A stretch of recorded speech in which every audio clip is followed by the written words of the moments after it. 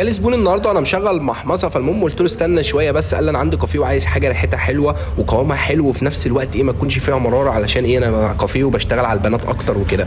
المهم نزلت التحميصه بتاعت الاندونيسي بصراحه علشان بس ما ينفعش ان اسيب المحمصه، وبدات ان انا افتح عليها كده علشان عايزه درجه فوق الفتح بشويه عشان ادخلها في التوليفات عندنا. المهم بعد ما نزلت التحميصه كده قلت له تعالى بقى يا برنس. المهم احنا بنخزن البن في داخل الكيس نايلون وتحت الاكياس بقى شويل عشان ما يتعرضش لاي رطوبه.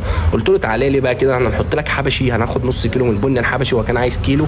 نص كيلو من البن الحبشي اعلى انواع كريحه وكريمي تمام، علشان يظبط معانا التوليفه كده ويخلي ريحتها فاقعه وتملى لك المكان، واللي يشرب فنجان قهوه يشرب التاني على طول بعده.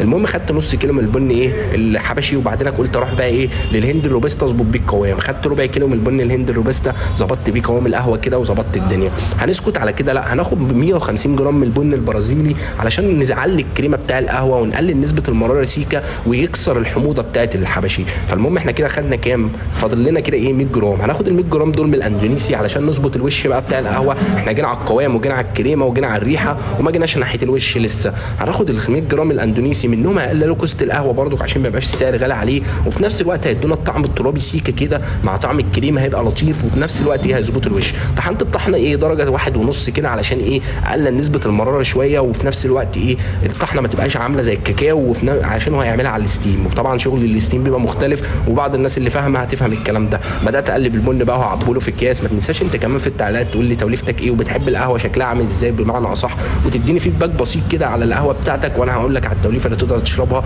واللي هتحبها. وما تنساش الفولو واللايك.